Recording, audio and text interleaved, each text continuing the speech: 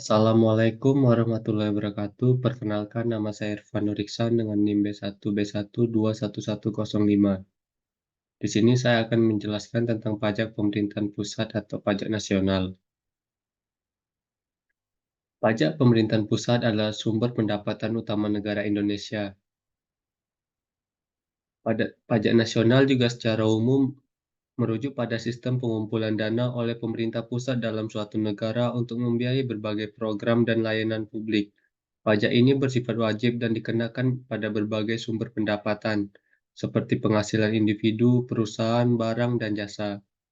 Tujuan utama dari pajak nasional adalah untuk mendapatkan pendapatan yang diperlukan untuk menjalankan pemerintahan dan membiayai proyek-proyek infrastruktur serta layanan penting lainnya. Pajak nasional juga dapat digunakan sebagai alat untuk mengatur ekonomi dengan cara mengendalikan inflasi, mendorong investasi, dan mengurangi kesenjangan ekonomi. Namun, tipe dan tarif pajak nasional dapat bervariasi antara negara-negara, tergantung pada sistem pajak yang diterapkan dan kebijakan fiskal pemerintah. Profesor Dr. Madiasmo, menurut beliau, pajak nasional adalah pajak yang dikenakan oleh pemerintah pusat atau pemerintah negara bagian di negara yang memiliki sistem federal dan pendapatannya digunakan untuk membiayai pengeluaran-pengeluaran pemerintah pusat atau negara-negara tersebut. Jenis-jenis pajak nasional. Pajak yang diberlakukan di Indonesia dapat dikelompokkan menjadi tiga, yaitu menurut golongan, menurut sifatnya, dan menurut lembaga pengutnya. Yang pertama adalah pajak menurut golongan. Pajak menurut golongan menjadi dua, yaitu pajak langsung. Pajak langsung adalah pajak yang tidak dibebankan atau dilimpahkan kepada orang atau pihak lain, artinya pajak ini harus ditanggung sendiri oleh wajib pajak. Yang kedua adalah pajak tidak langsung. Pajak tidak langsung adalah pajak yang dapat dilimpahkan atau dibebankan kepada pihak ketiga atau orang lain. Pajak menurut sifat, yaitu ada pajak subjektif. Pajak subjektif adalah keadaan pajak yang pengenaannya dengan memperhatikan subjeknya atau keadaan pribadi wajib pajak. Contohnya adalah pajak penghasilan atau PPh. Pajak tujuan. Pajak tujuan adalah pajak pengenaan berdasarkan objek, baik keadaan berupa benda, perbuatan, pariwisata yang menimbulkan kewajiban untuk berpajak tanpa memperhatikan keadaan wajib. Pajak menurut pungutannya dan jenis-jenis pajak pemerintah pusat. Yang pertama adalah pajak penghasilan. Pajak penghasilan atau PPh adalah pajak yang dikenakan terhadap subjek pajak atas penghasilan yang diterima atau diperolehnya dalam 1 tahun pajak.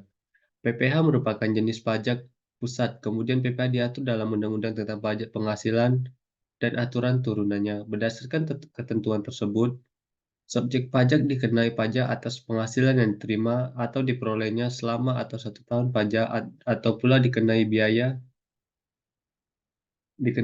pajak untuk penghasilan dalam bagian tahun pajak.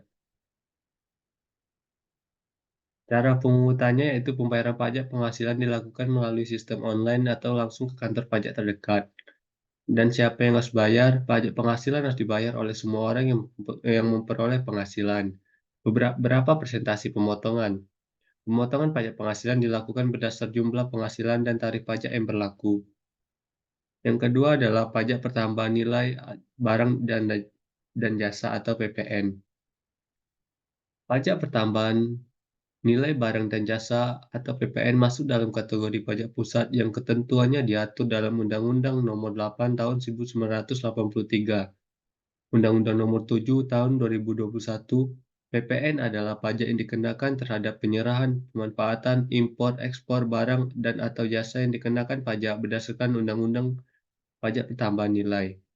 Pajak pertambahan nilai dikenakan berdasarkan atas objek pajak, sehingga PPN termasuk dalam jenis pajak tujuan. Dalam ketentuannya, sistem pembagian antara objek pajak dan bukan objek pajak dikenal dengan juga istilah objek pajak yang dibebaskan dan objek pajak yang tidak dipungut PPN. Cara pemungutannya itu pungutan pajak pertambahan nilai dilakukan oleh penjual atau penyedia jasa yang harus membayar pajak sesuai dengan nilai produk atau jasa yang dijual. Siapa yang harus bayar? Setiap orang atau badan hukum yang menjual atau menyediakan jasa harus membayar pajak pertambahan nilai. Berapa presentasi pemotongan tarif pajak pertambahan nilai berbeda-beda untuk setiap jenis barang dan jasa. Yang ketiga adalah pajak penjualan atas barang mewah. Sama seperti pajak pertambahan nilai, ketentuan pajak penjualan atas barang mewah juga diatur dalam Undang-Undang Nomor 8 Tahun 1983 sampai dengan Undang-Undang Nomor 7 Tahun 2021. Pajak pertambahan Pajak penjualan atas barang mewah adalah pajak yang dikenakan terhadap impor barang mewah dan penyerahan barang mewah yang dilakukan oleh pengusaha yang menghasilkan barang tersebut di daerah pabean dalam kegiatan usaha atau pekerjaan.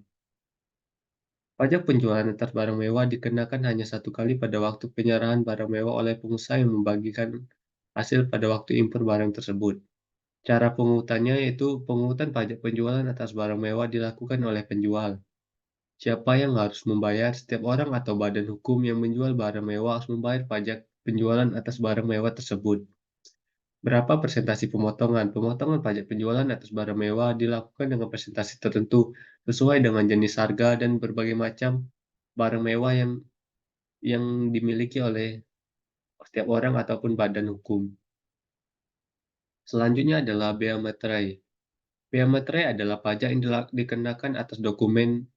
Dokumen tersebut dapat berupa sesuatu yang ditulis atau tulisan dalam bentuk tulisan tangan, cetakan, ataupun elektronik, yang dapat dipakai sebagai alat bukti atau keterangan dokumen yang wajib dibubuhi bea materai, di antaranya surat kesepakatan, surat keterangan, surat kuasa, dan surat lainnya sejenis beserta rangkapannya, akta notaris beserta gros restoran dan kutipannya, akta pejabat pembuat akta tanah beserta penyelesaiannya dalam kutipannya, surat berharga dengan nama dan dalam bentuk apapun, dokumen transaksi surat berharga termasuk dokumen transaksi kontrak berjangka dengan nama dan dalam bentuk apapun, produk lelang yang berupa kutipan lisa lelang, miniatur lisa lelang, siaran lisa lelang, dan grosir risalah lelang. Cara pungutan: pemilihan bea materai dilakukan dengan memberikan tanda materai resmi pada dokumen yang membutuhkan. Siapa yang harus membayar? Setiap orang atau badan hukum yang membutuhkan tanda materai resmi harus membayar bea materai. Berapa persentase pemotongan? Besarnya bea materai tergantung pada jenis tanda materai resmi yang digunakan. Selanjutnya adalah pajak bumi dan bangunan. Pajak bumi dan bangunan atau PBB adalah pajak yang dikenakan terhadap bumi atau bangunan. PBB merupakan pusat pajak yang ketentuannya diatur dalam Undang-Undang Nomor 12 Tahun 1985, Undang-Undang Nomor 12 Tahun 1944. Tidak semua permukaan bumi, tubuh bumi di bawahnya, dan bangunan dikenai PBB. Beberapa pengenaan PBB diberikan kepada objek PBB yang digunakan semata-mata untuk melayani kepentingan umum di bidang ibadah, sosial, kesehatan, pendidikan, dan kebudayaan nasional. Digunakan untuk kuburan, peninggalan purbakala, atau sejenisnya. Merupakan hutan lindung, hutan suaka alam, hutan wisata, taman nasional, tanah pengembalan yang dikuasai oleh desa, dan tanah negara. Pajak bumi dan bangunan. Cara pungutannya yaitu pajak bumi dan bangunan dilakukan melalui sistem online atau langsung ke kantor pajak terdekat. Siapa yang harus bayar? Setiap orang atau badan hukum yang memiliki tanah atau bangunan harus membayar pajak bumi dan bangunan. Berapa persentase pemotongan? Pemotongan pajak bumi dan bangunan dilakukan berdasar besarnya nilai tanah atau bangunan.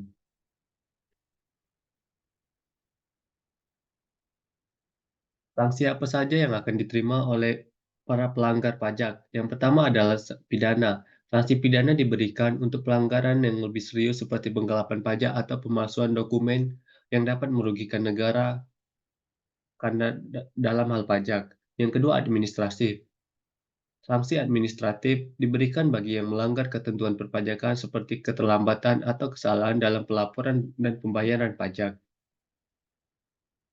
Kesimpulan Kesimpulan dari pajak pemerintah pusat atau nasional. Pajak merupakan salah satu sumber penerimaan negara terbesar yang diperoleh dari kontribusi rakyat yang bersifat memaksa berdasarkan undang-undang.